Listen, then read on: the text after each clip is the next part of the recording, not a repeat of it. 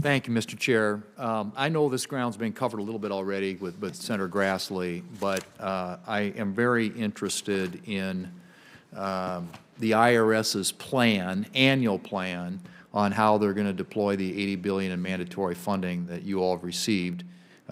He and I have a bill we've introduced, the IRS Funding Accountability Act, among other things.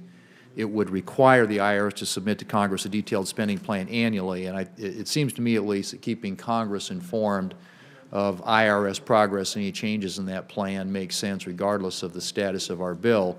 I know you've been asked this, but I would like to just press on it a little bit if I might, and that is, if confirmed, will you direct the IRS to update its spending plan annually for Congress to review? $80 billion is 6 times your annual budget. We're talking about 87,000 new employees, so would you commit to, will you direct the IRS to update its spending plan annually? Senator, I would say it's so important that the plan we have is transparent, is updated, is clear to you and the American people. Just sitting here, I think an annual update is reasonable. I do want to talk with the IRS employees and the Treasury Department once I become a federal employee, if I'm fortunate enough to be confirmed, to confirm my understanding. But the general principle of updated plans annually resonates with me. So thank you, and I hope that you will be able to make a more definitive commitment after consultation. So in this new funding, $46 billion of it goes toward enforcement, and only 4% toward helping with the filing claims of ordinary tax filers. And to me, it seems like the record, at least the current record, recent record of the IRS, which includes 10 million unprocessed tax returns and a 13% phone call pickup rate in 2022, that improving taxpayer services ought to be the #1 priority.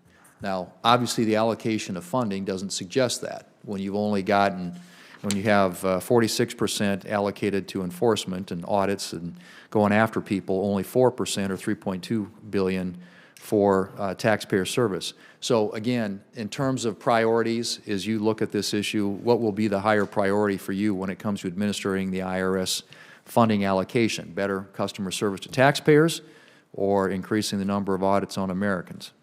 It'll be a dual priority, Senator, equally focused on improving taxpayer service, in particular for working families and small businesses.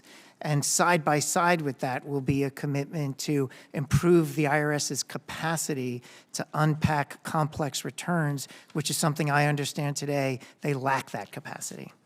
Well, I hope that you will that the agency will double down when it comes to just dealing with prioritizing taxpayer services. I mean, that data, those numbers are just non-defensible, inexcusable, and needs to be fixed.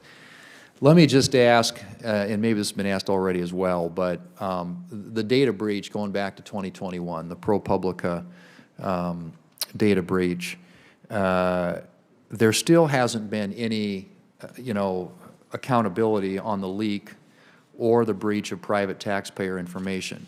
And I know you're going to punt that to the Justice Department, but do you think it's acceptable that here we are 2 years later and there still isn't any information about what happened there, who the leaker was, and if confirmed, would you take steps to ensure that that kind of confidential taxpayer information, one, that the breach is, there's accountability there, and two, that it doesn't happen again?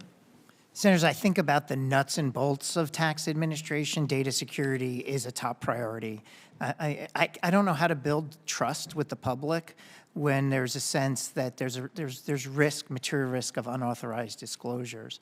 What gives me some degree of comfort, you mentioned the Justice Department, but what gives me some degree of comfort is the Taxpayer Inspector General is extraordinarily important role whenever there's a potential breach to understand the root cause. So one of the things that I will absolutely do is work with the Inspector General to understand what do they see as the risks and any specific action or activity that's taken place.